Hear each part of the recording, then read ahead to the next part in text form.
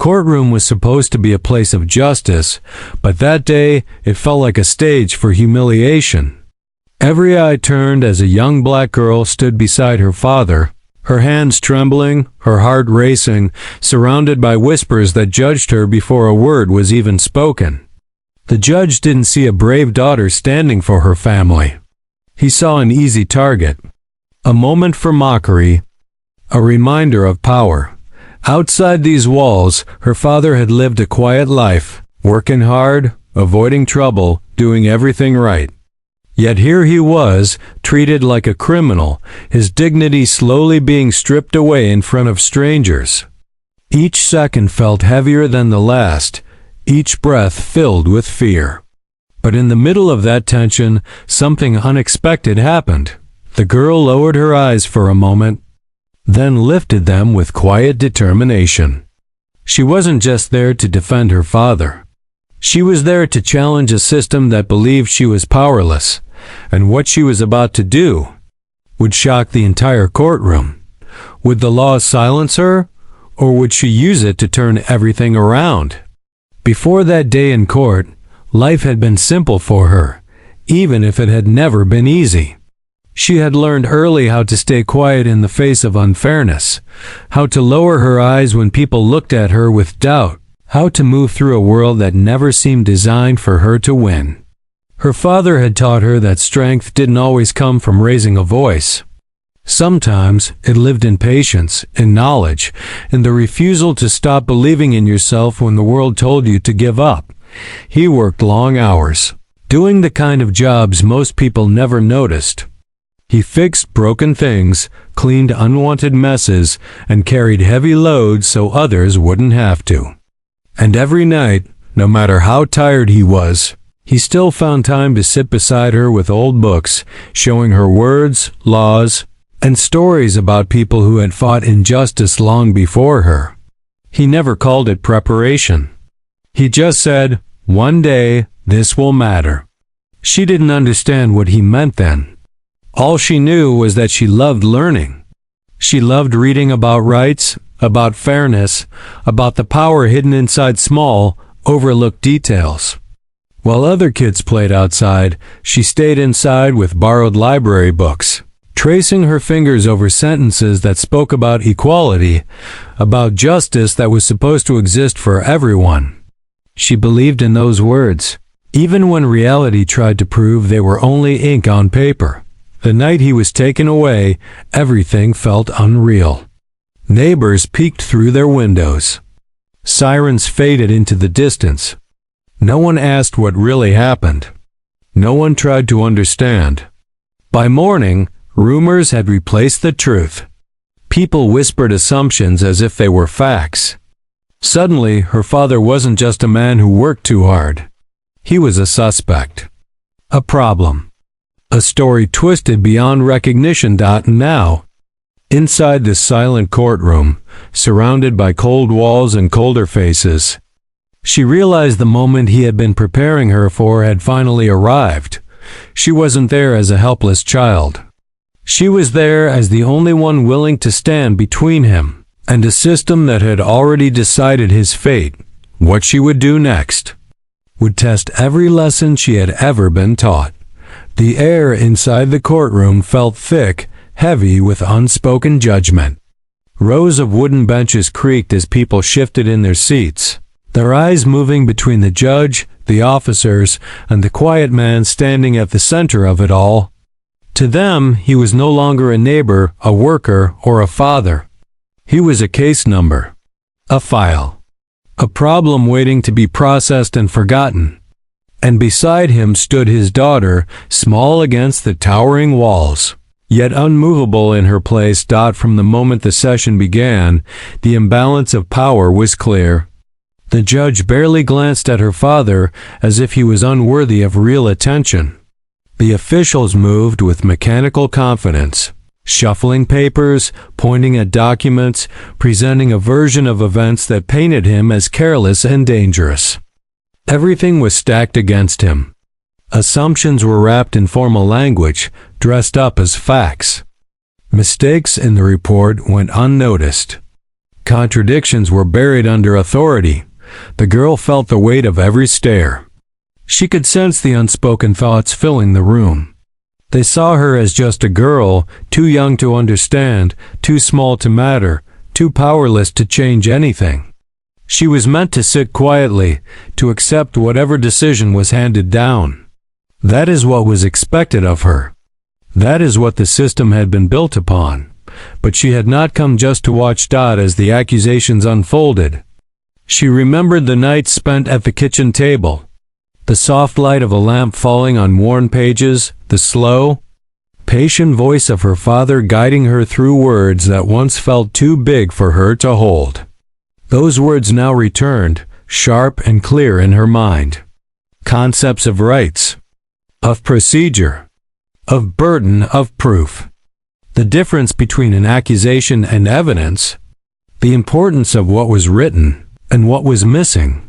She began to notice what others had missed. Details that didn't match, times that didn't align, statements that contradicted one another, a name spelled incorrectly, a location that made no sense, a timeline that couldn't possibly be real. Each small inconsistency formed a larger picture in her mind, a picture that told a very different story from the one being presented. The fear that had been tightening her chest slowly transformed into something else. Not anger, not despair, but clarity. Around her, the courtroom remained blind to it.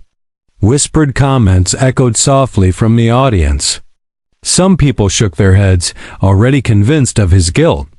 Others looked away, unwilling to witness another quiet injustice. No one expected resistance. No one expected intelligence to rise from the place they least respected. As the proceedings continued, the judge's indifference became almost insulting.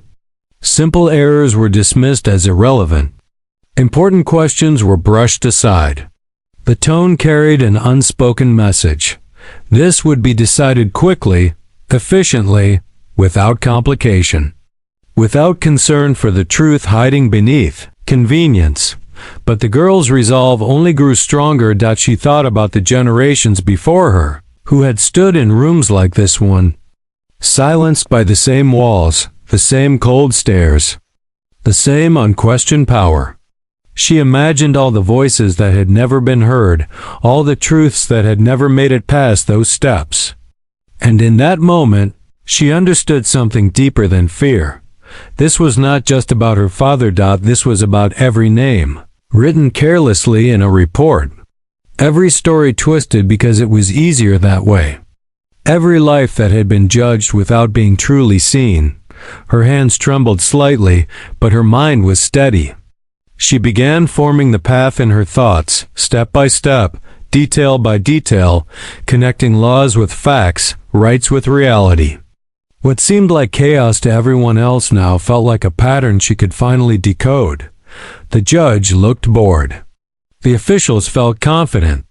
The room believed the outcome had already been decided. They didn't realize that right there, in the shadow of their arrogance, someone was about to challenge the very foundation of their case. And when she finally moved, when she finally made it clear that she would not remain silent, the atmosphere shifted. The quiet tension cracked. Eyes widened. Murmurs grew louder. Because in that moment, they realized something terrifying. She was not just a scared girl standing beside her father. She was the one person in the room who truly understood the law they were trying to use against him. And the next step she took would change everything. The room no longer felt the same. What had once been a place of casual authority now seemed fragile, as though one unexpected breath could crack the confidence that ruled it. The girl stepped forward, no longer hidden behind uncertainty. Every movement she made drew more attention than all the official voices that had filled the courtroom before. The silence that followed her felt louder than any spoken word. She began to point out what no one wanted to see. The inconsistencies that had been overlooked, the timelines that could not exist, the details that had been changed to fit a narrative. Each fact she uncovered struck like a quiet blow against the foundation of the case. The story that had been presented with such certainty now began to unravel, thread by thread. Documents suddenly seemed less reliable. Statements once accepted as truth no longer held the same weight.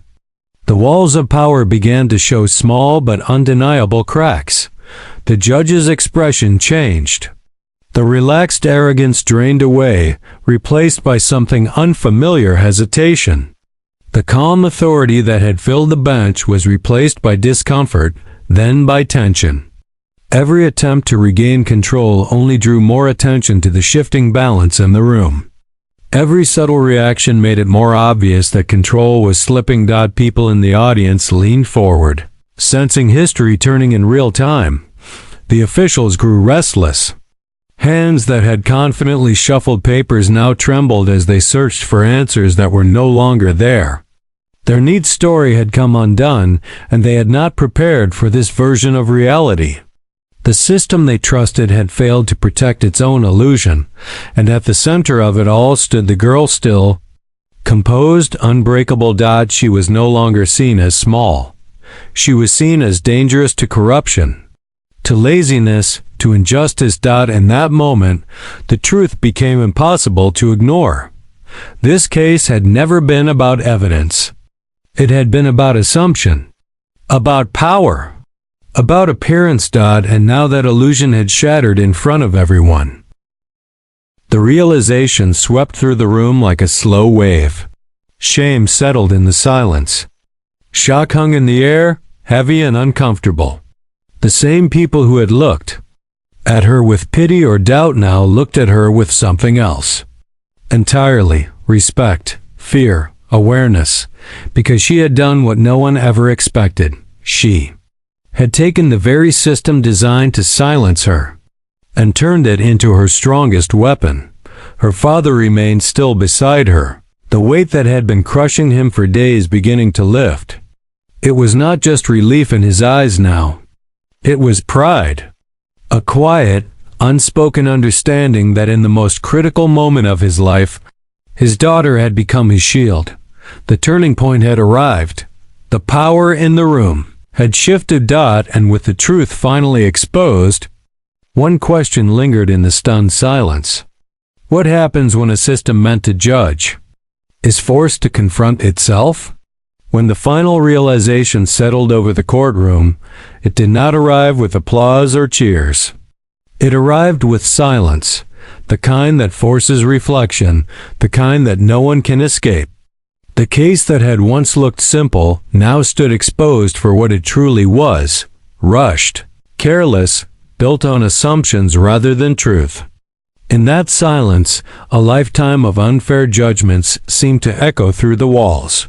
Slowly, the direction of the room changed. What had been certainty transformed into doubt. What had been authority turned into accountability. What had been ignored was now impossible to deny. Her father's name was no longer spoken as a suspect. It was spoken as a man wronged. A man failed by a system that had been too comfortable in its own bias to see him clearly. And as the weight of those failures was finally acknowledged, something deeper than relief filled the space. There was a quiet shame, and with it, the first hint of awareness. For the girl, the moment was not one of victory, but of truth restored. Her heart still carried the tremble of what could have been lost, but it was now mixed with something stronger. A realization that knowledge, courage, and clarity can rise even from the smallest place.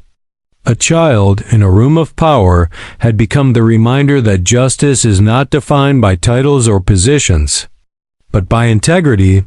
Her father stepped outside a free man once more. Yet he was not the same man who had entered that building. Neither was she. Something permanent had been written into their lives that day, not on paper, but within their spirits. They had witnessed how quickly dignity can be taken, and how powerfully it can be reclaimed. The people who watched that day would remember it differently. Some would see embarrassment. Some would see humiliation. But others would see hope. They would remember the moment a quiet voice refused to bow to an unjust system. They would remember the day the law was finally used for its true purpose, not as a weapon, but as a shield, because that courtroom did not just witness the fall of a false accusation. It witnessed the rise of a new understanding. And as the doors closed behind them, one question remained, not just for those in the courtroom, but for the world beyond it. If a child can see the truth when a system refuses to, then what excuse do the rest of us have?